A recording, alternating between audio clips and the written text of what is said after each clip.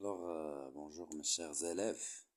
On va travailler maintenant le deuxième chapitre de la nucléaire, qui s'intitule Noyau, noyau, masse,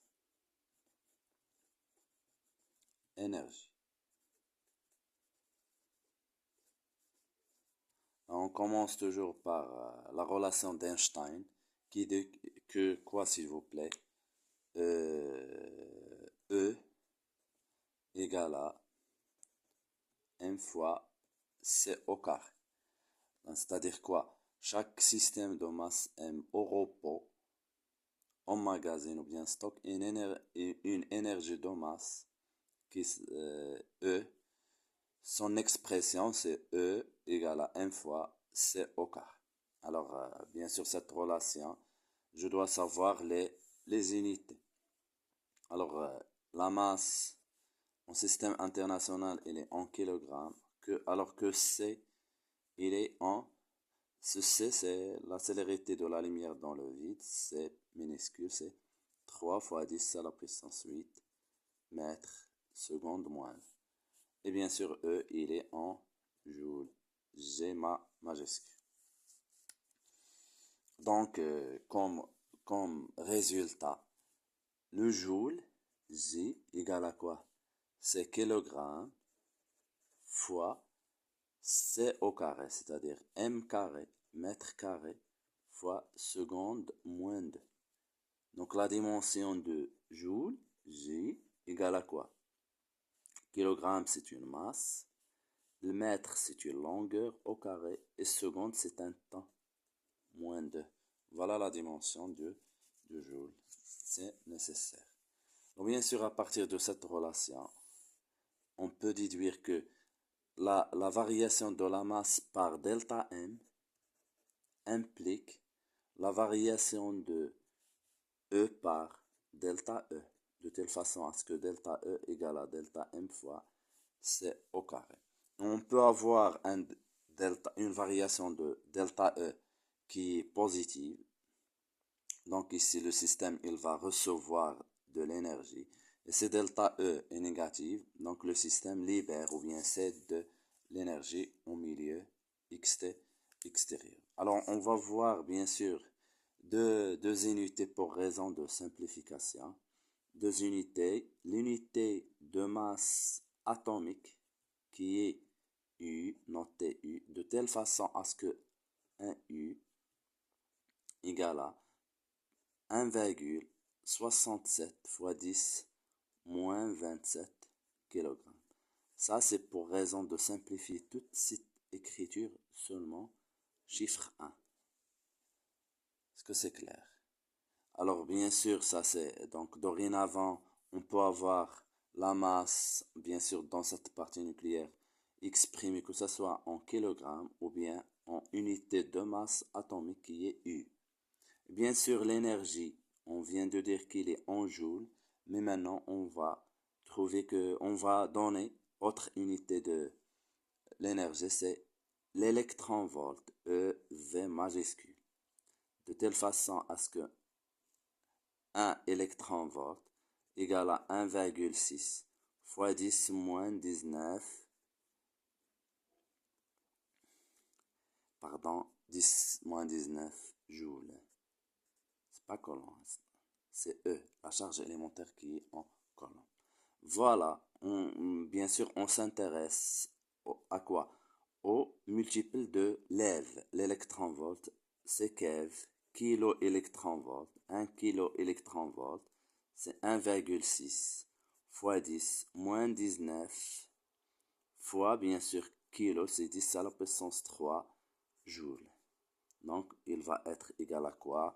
C'est 1,6 fois 10 moins 19 plus 3, c'est 16 joules. 1 keV, kilo, électron-volt. Et on peut même avoir un MeV, un méga électron-volt. C'est 1,6 fois 10 moins 13 joules. Et quoi encore, c'est 1 quoi? 1 giga électron-volt. 1,6. 10 moins 10 joules. C'est très bien. Donc, voilà les relations. Bien sûr, les unités. Mais ici, dans ce chapitre, on s'intéresse, nous, à MEV. Un MEV. Donc, la relation qui se trouve entre EV et U, la voilà. La voilà. Il faut savoir travailler avec. Il ne faut pas l'apprendre, mais savoir travailler avec. Tout ça, il faut savoir travailler avec. C'est-à-dire, la relation 1U égale à 931,5 MeV, méga électron-volt fois C-2. On peut faire passer ce C-2 vers l'autre côté. Donc, on peut avoir que 1 U fois C au carré égale à 931,5 méga électron-volt. Parce que si c'est C-2, lorsqu'il va passer à l'autre côté, il va être C au carré. Alors, des exemples de travail ici, comment on travaille avec cette relation. Voyons voir, s'il vous plaît. Par exemple, calculant la masse de quoi, pardon, l'énergie de masse de quoi, d'une masse, par exemple, égale à 10 U. Donc, on écrit la relation d'Einstein, E, c'est M fois C au carré. Et voyons voir, je vais remplacer M. Alors, ce M, c'est 10U. Donc, je vais l'écrire 10U fois C au carré. Bien sûr, ce U égale à quoi? Je vais écrire 10. Et ce U, c'est 931,5 quoi? MeV, méga électron-volt fois C-2. Juste U. Ça, c'est U. Et je vais réécrire fois C au carré. Vous voyez, on va simplifier C avec ce C-2 et C au carré et on aura juste ça. C'est 9315 méga électron-volt. Donc, dorénavant, il ne faut pas chercher la valeur de C parce que C, il va être simplifié. Voilà, il faut faire attention à ça. Très bien. Alors, continuons à, bien sûr, on va voir maintenant ce qu'on appelle le défaut de masse. Alors, c'est quoi le défaut de masse? Défaut de masse. Voilà. Alors, c'est quoi un défaut de masse? Alors, le défaut de masse, expérimentalement, on montre que, voilà, une balance comme ça, l'aiguille, il s'incline vers les nucléons séparés. Nucléons, c'est séparé. Et c'est quoi, s'il vous plaît? C'est le noyau. Le noyau. Ça, c'est le noyau. Alors, la masse du noyau, il est toujours inférieure à la masse des nucléons. Alors, je rappelle bien que les nucléons sont les protons et les neutrons. Voilà les nucléons. Il faut se rappeler de ça. Donc, voilà. Donc, si on veut écrire, par exemple, la masse du nucléon, séparé bien sûr, elle est toujours supérieure à la masse du noyau. Ça fait? Alors, on laisse passer vers l'autre côté, donc on aura M nucléon moins la masse de noyau supérieure à 0. Alors, par exemple, si on a un noyau, par exemple, pour un noyau X, A, Z, la masse des nucléons, c'est quoi la masse?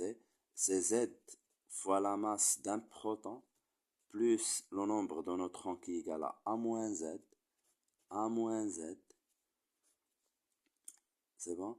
A moins Z fois la masse du neutron moins la masse du noyau qui est X à Z. Alors ça, il est toujours positif. Et cette différence est appelée le défaut de masse. Le défaut de masse, bien sûr, défaut de masse d'un noyau. Le défaut de masse, il est noté delta M de X à Z. Égal à quoi? C'est, voilà, son expression. C'est Z fois MP plus A moins Z fois Mn moins la masse de noyau. Je vais vous donner un exemple. Par exemple, delta M de rubidium RP 85 37. Alors il va être égal à quoi? C'est 37 fois MP plus 85 moins 37 fois la masse des neutrons moins quoi? Moins la masse de rubidium. 85. Et vous aurez toujours ça, les masses des protons, neutrons et la masse du noyau aux données. Et il ne faut pas trouver une valeur négative. Cette valeur, elle est toujours positive. Et ainsi de suite. Il varie seulement le symbole et ces chiffres. Il faut savoir travailler avec. Alors le défaut de masse donne naissance à ce qu'on appelle énergie de liaison. L'énergie de liaison EL d'un noyau X à Z. Ça, il est appelé énergie de liaison. Alors, c'est quoi l'énergie de liaison, s'il vous plaît? C'est quoi une énergie de liaison? Comment on l'appelle? Quelle est sa définition? Alors, l'énergie de liaison de noyau, il faut l'écrire, s'il vous plaît. Je vais vous dicter ou bien dire la phrase. C'est l'énergie qu'on doit fournir à un noyau au repos pour séparer ses nucléons et le noyau reste au repos. C'est l'énergie qu'on doit fournir à un noyau au repos et le noyau reste au repos.